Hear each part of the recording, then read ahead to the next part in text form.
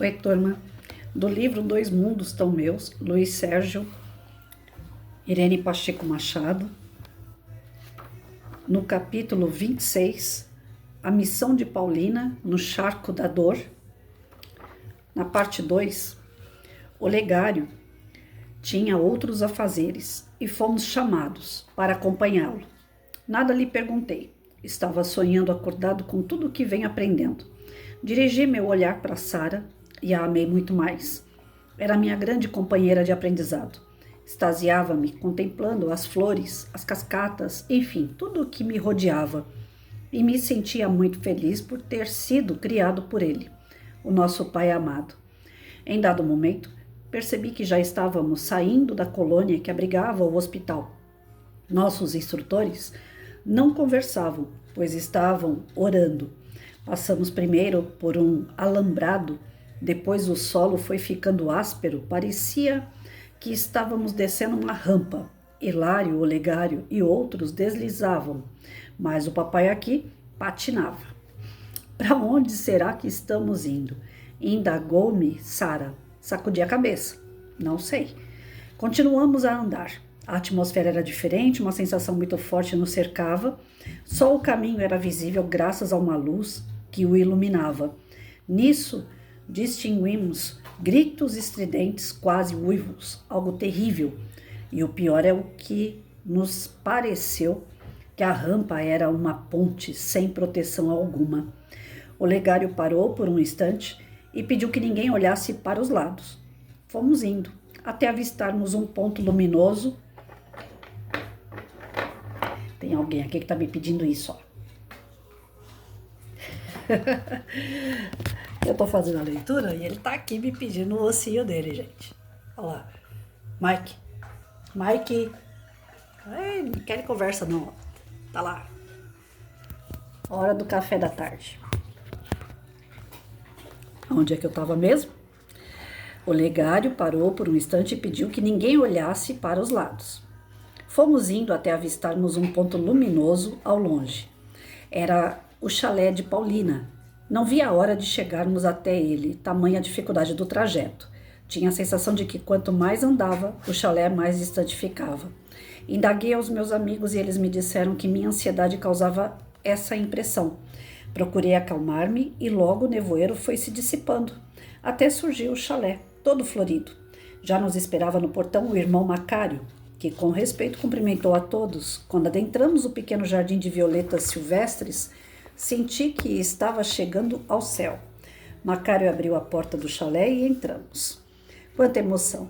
Irmã Paulina, vestida com sua túnica azul, recebeu-nos sorridente. Sejam bem-vindos ao trabalho de Jesus. A pequena sala era adornada com belos quadros, sendo um piano a peça que mais se destacava. Talvez porque, creio eu, Paulina tirasse das suas teclas os mais belos acordes, percebendo minha observação, ainda disse: primeiro vamos servir um suco, pois estão muito cansados. Não é fácil aqui chegar. Depois prometo, Luiz, tocar algo para alegrá-los.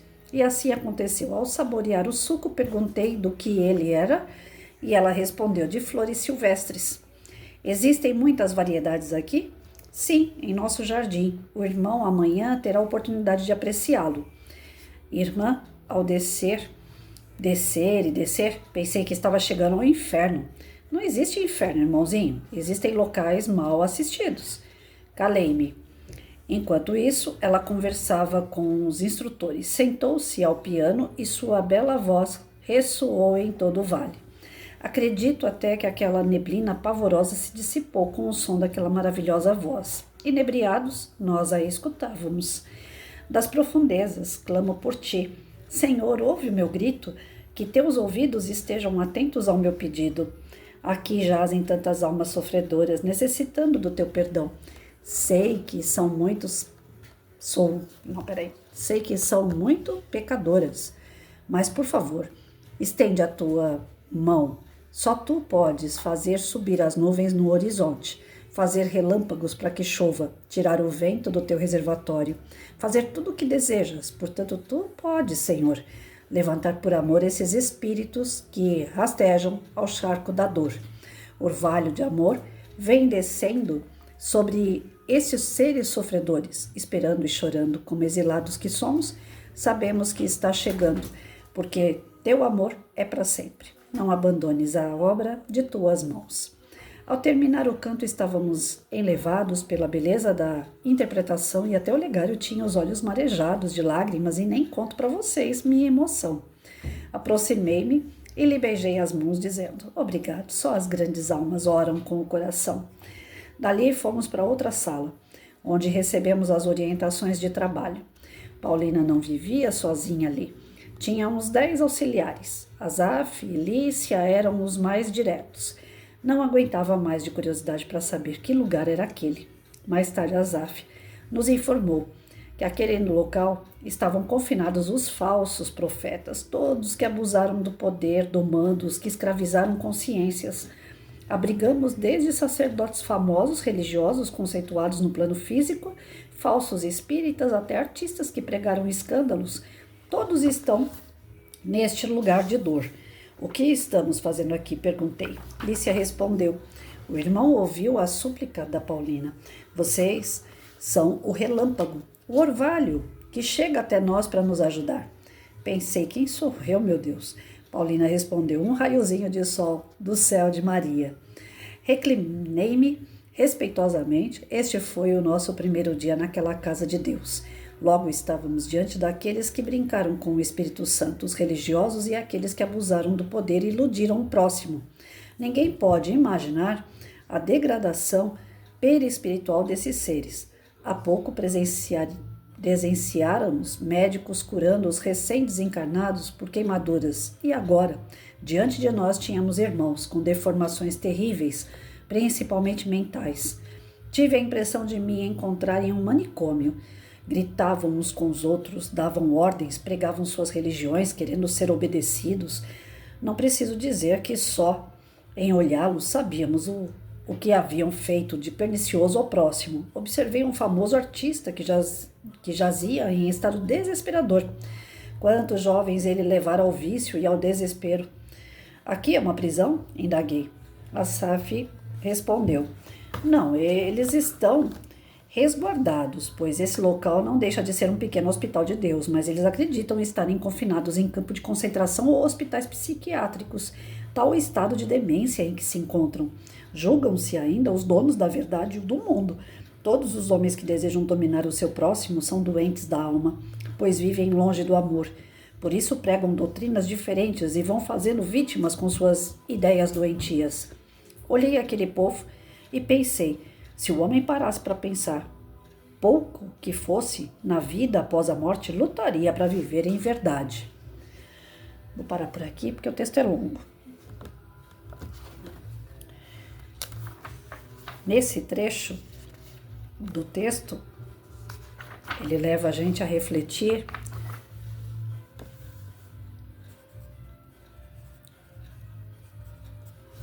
sobre os diferentes mundos, né? Os diferentes locais que o espírito pode passar dentro do seu processo de aprimoramento.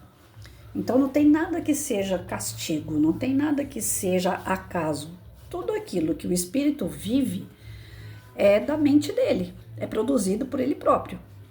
Então a gente vê aqui que esse outro lugar, né, que nem o Sérgio Luiz falou aqui, a gente acabou de sair de um lugar onde as pessoas morreram queimadas, seu perispírito deformado, porque ainda estava muito colado, né, na questão da ligação espírito e matéria, e agora a gente vê outras deformidades no perispírito devido à consciência de cada um.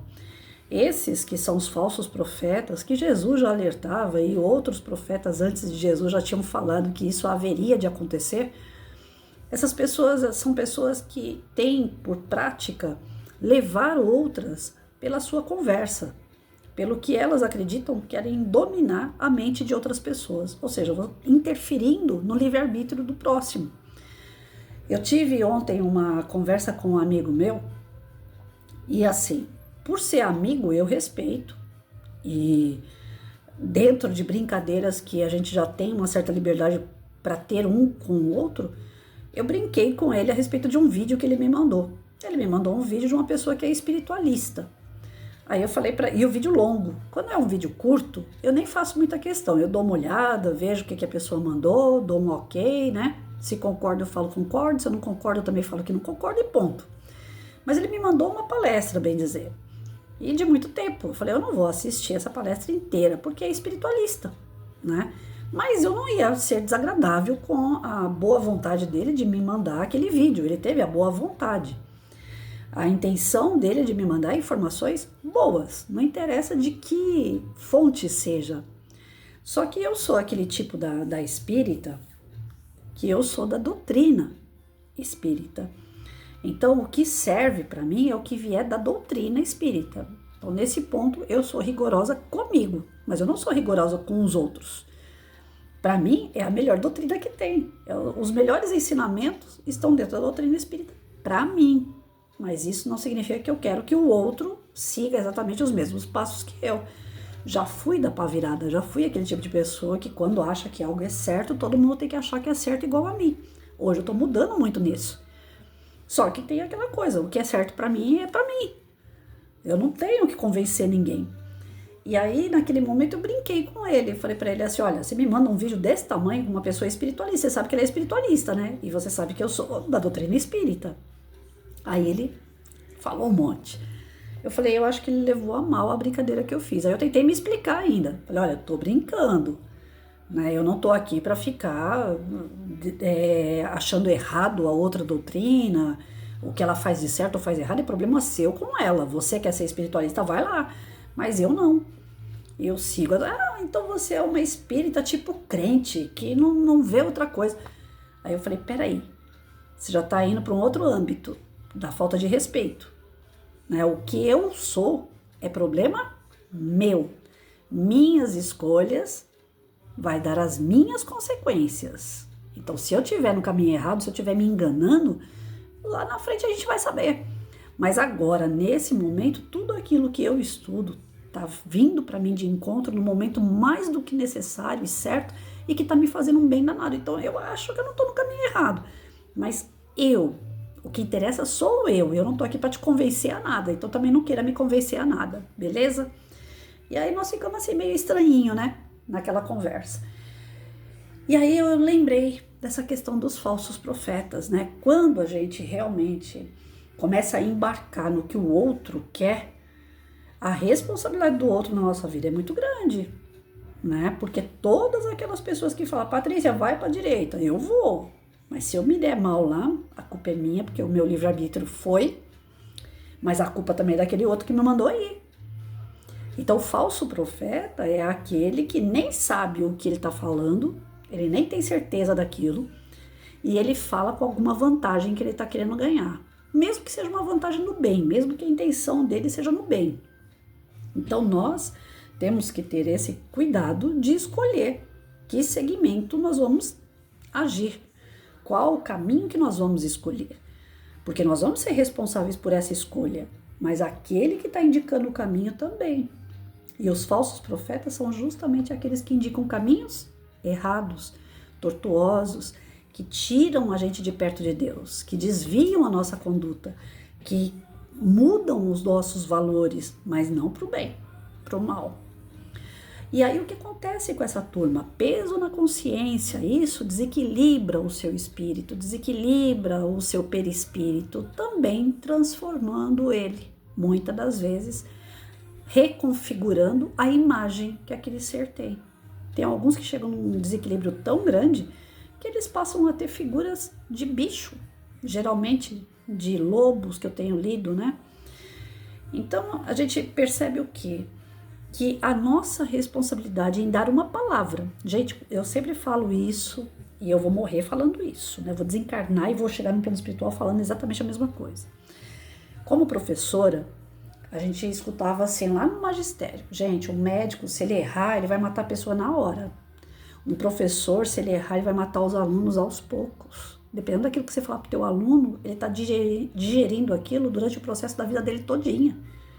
Se for algo errado, você vai matar seu aluno em pequenas doses. E aí, quando me chamaram para fazer palestra, eu falei, meu pai do céu, eu acabei de sair de uma que me forçava a ter aquela conduta reta, que eu não podia errar de forma nenhuma, que eu tinha que ter exemplo, que eu tinha que falar e fazer o que eu tô falando. Só que agora tô me colocando na frente da doutrina espírita para falar coisas do plano espiritual, o qual eu não domino. Eu tô estudando para dominar um pouquinho, para mim. E aí, nesses estudos, falaram, não, mas você fala bem, você consegue entender bem e tal, por mais que tenha erros tal, dá para você passar uma mensagem para as pessoas que precisam mais ainda do que você. Eu falei, para ajudar, eu sou mão na roda, beleza, eu vou. Mas e se chegar lá e eu atrapalhar tudo? Se chegar lá e eu falar coisa que não tem nada a ver? De repente, eu escutei isso numa palestra uma vez, o cara tá querendo se matar. Você chega lá perto dele e coloca a mão no ombro dele para falar assim, não pula. Né? Você só vai colocar a mão no ombro dele. É aquela mão no ombro que estava faltando para ele pular de vez. Você não precisa nem abrir a boca, só o fato de você colocar a mão nele ali, pronto. É o empurrãozinho que estava faltando para ele se jogar. Então eu tenho medo da palavra que a gente solta ser essa mãozinha que empurra. E aí quando eu fui encarar essa história de palestra, eu falei assim, ó, uma que a minha saúde não permite que eu fique saindo muito. Se chover eu não posso botar a cara para fora de casa. Então tem que ser pouca palestra. Né? Não dá para ficar inventando muito, não. E eu preciso me preparar. Não adianta falar assim, não, mas você tem conteúdo, você sabe, qualquer tema que der você destrincha. Não é assim que funciona, não. Eu preciso estudar. Então, tem algumas casas assim que ainda fala, né? Que se faltar alguém e tal, quer me encaixar no lugar da pessoa que faltar. Eu falo, mas se me avisar em cima da hora, assim, eu não consigo, porque eu preciso estudar. Não é frescura. Eu tenho medo daquilo que eu vou falar ser algo que chegue na vida de uma pessoa e ela entenda de uma outra forma, ou eu passe de uma forma que não é legal, e isso atrapalha a vida de alguém, eu vou ficar responsável por isso, e eu não quero. Eu já fui responsável 32 anos numa sala de aula por um monte de criança, pelas famílias dessas crianças. Agora me deram mais essa missãozinha aí, mas eu não sei ainda se eu tô pronta para ela, para ser professora. Eu estudei 4 anos de magistério, eu fiz mais 4 de faculdade, depois eu fiz mais 2 de faculdade, fiz especialização, a gente vai se aprimorando, né? E fora a prática. Mas aqui eu não tenho nem prática nem teoria, eu tô estudando. Aí não, mas vai lá. E aí eu falei, eu vou, mas eu tenho medo dessa história de ser falso profeta. Por isso que toda vez eu faço questão de falar assim, não me sigam. Segue o canal, né? Vai lá, faz aquilo que todo mundo fala, curte, se inscreve, compartilha, mas não vem com essa conversa de ficar me seguindo. Eu não. A Patrícia não foi feita para ser seguida, não. Tô bem longe disso. Porque dá medo dessa responsabilidade de arcar com uma decisão de alguém e a pessoa falar assim, eu fiz isso porque foi você que falou. Deus me livre, já pensou? Aí eu tô aqui dentro desse hospital depois, daqui a algum tempo, sou eu que tô lá batendo a cabeça na parede. Por quê? Porque desalinha tudo na vida da gente. Todo o bem e o mal que você causa, ele volta para você. Eu não quero uma responsabilidade de causar mal na vida das pessoas de forma nenhuma. Então, a gente vai vendo esses estudos assim, e isso vai dando, de certa forma, um pouco mais de frio na barriga, sabe? Das responsabilidades que vão surgindo.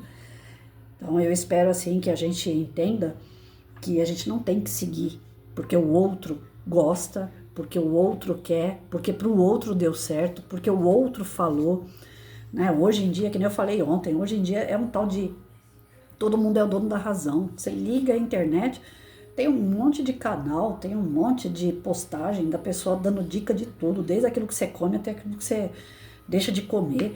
Outro dia eu tava vendo um iogurte lá, falei, eu vou fazer esse iogurte, eu acho que deve ser bom, né, com chia e tal, parece que eu tenho intestino preso, falei, eu acho que isso vai me ajudar. Aí é natural, se bem não fizer, mal também não vai fazer e tal. Aí eu comprei a tal da chia, comprei o iogurte, tô me dando bem com ele, beleza. Quando foi essa semana, eu fui ver vídeos de novo lá, os vídeos curtos, aí aparece lá, a chia, ela vira um negócio, como é que fala? Não é grosso, eu esqueci o nome, aquele denso, né? Aí pensa isso dentro de você, isso aí também não passa, né? Aí eu falei, pronto, um manda comer chia, o outro fala que não é pra comer chia, quer dizer, todo mundo é dono da razão, né? E o que é pior, se você vai no médico, gente, eu tô tão desencantada com os médicos, eu tenho um excelente médico, eu preciso de um monte de especialista, mas os outros eu não sinto confiança. Você chega lá, o cara abre a Google, Aí, de acordo com aquilo que você fala pra ele, tô com o nariz escorrendo, o olho tá lacrimejando, tô com dor de garganta, ele olha na Google, de acordo com os sintomas, tal remédio pode funcionar. Ô, se o médico vai fazer um negócio desse na minha cara, é melhor eu ficar em casa, então, que eu não corro nem risco de pegar outros vírus dentro de um hospital lotado, né? Aí eu vou na Google também e vejo o que dá pra fazer de paliativo, se piorar mesmo, aí é que eu vou no médico. Tô certa? Não tô. Mas a situação tá desse jeito lá fora. Ninguém se entende mais e tudo depende de internet. Então, assim, todo mundo é dono da razão. Eu não sou dona da razão. Ontem, não. Antes de ontem, eu estava lendo o Francisco de Assis, que é do Miramês, aí eu falei assim, nossa, mas tem momentos assim que parece que o livro, ele parte, né, ele não é da doutrina espírita, parece que ele parte um pouco para esse campo, assim, meio que espiritualista, né? E eu já falei, eu tô aqui para desenvolver trabalhos, estudos da doutrina espírita. Eu não tô aqui para falar se espiritualista é bom ou é ruim. Cada qual vai lá e procura e vê com teus próprios olhos. Para mim, eu sou da doutrina espírita, então eu quero conteúdo da doutrina espírita. Aí eu entrei em contato com o Geraldinho, que é um cara que vivia junto com o Chico Xavier, e perguntei para ele umas situações lá de reencarnação do Chico, do Francisco de Assis e tal. Ele me esclareceu, ele foi super fofo comigo. Eu não sei se é ele ou um assessor dele, de qualquer forma foi respondido e eu fiquei muito feliz. Né? Porque assim, os estudos espíritas, eles levam a gente para reflexão, e a reflexão vai trazer o conhecimento. É justamente nessa que o pessoal fala assim, vocês são tudo cego, né? Que nem esse meu amigo ontem, você tá parecendo um evangélico que é cego, né? Que só vê aquilo. Eu falei, olha, se o evangélico é cego e é feliz, parabéns para ele. E se eu sou uma espírita que eu tô cega, então parabéns para mim, porque eu tô feliz. Então não vem não. E aí é que tá. As pessoas às vezes trazem conteúdos, sendo dono da razão, trazendo coisas diferentes, falar, mas você precisa acrescentar coisa diferente. Se eu trago coisa diferente e termina com um pouquinho de fé que eu tenho, já não tá sendo legal para mim. Então eu não quero. É simples assim. Ontem, quando eu cheguei no meu médico, gente, que ele virou para mim e falou assim, olha, tem um remédio que tá saindo agora, é caro, tá R$8.000, 30 comprimidos, com abatimento que você vai na drogaria São Paulo ali, você acha por R$6.000, eu falei, R$6.000 por mês, gente, 30 comprimidos, onde que eu vou ter isso? Ele falou, mas calma, porque como tá tendo ainda é experimental, então tem na drogaria, tem, como é que fala? Esqueci o nome agora, o Mike me chamou a atenção aqui. Amostra grátis, então você vai experimentar a amostra grátis, e esse remédio provavelmente ele vai substituir todos os outros que você toma, e esse aqui vai te dar uma garantia de estender a sua vida. Na hora que o médico falou que tinha um remédio novo, que eu ia experimentar algo que possivelmente vai garantir a extensão da minha vida mais um pouquinho, porque já era para ter morrido, né, gente? Olha, meu Zitmar tem 5 anos, eu tô aqui contando história, porque Deus quer que eu conte história, porque diz que a maioria das pessoas em 5 anos morre com essa doença. Aí quando ele falou que o quê? Esse remédio eu vou poder estender um pouquinho mais, ele falou, vai. Pelo jeito, tá dando tudo certo. Deu 48% de pessoas, já deu certo. Falei, eu vou cair nos 49%. Vai dar certo. De 60 pessoas, de 100 pessoas, 48 já se safaram com esse remédio. E eu vou ser, né, a 49ª, com certeza, com fé em Deus. Na hora que ele disse isso, adivinha o que foi que eu pensei? Ele falou que o remédio não deixa as minhas células serem atacadas. Aí eu falei, eu mudei meu pensamento, eu mudei meu jeito de ser, tô comendo coisas mais saudáveis, não tô mais briguenta, já não tô mais daquele tipo que eu sou dona da razão, mudei meu comportamento, ou seja, minhas células já estão correspondendo. Agora só veio o checkmate, esse remédio só veio para dar o checkmate. Certeza que eu vou ficar boa. Se eu tenho fé, e a pouca fé que eu tenho tá dando certo, por que eu vou mudar isso? Então, assim, muitas pessoas mudam de galho em galho e acabam ficando sem fé nenhuma. E aquelas que não mudam muito e que seguem, né, cegamente, sem ter uma fé raciocinada, elas acabam também sucumbindo à sua própria vida. O que nós não queremos é isso. Então, que a gente tenha consciência de quem a gente está seguindo, tenha consciência daquilo que a gente faz os outros seguir, porque tudo cai na nossa conta, gente. Infelizmente, não tem pra onde correr. Nosso livre-arbítrio é contado e aquilo que as pessoas fizeram em razão da nossa influência também é contado a nosso favor ou contra nós. Então, responsabilidade aí.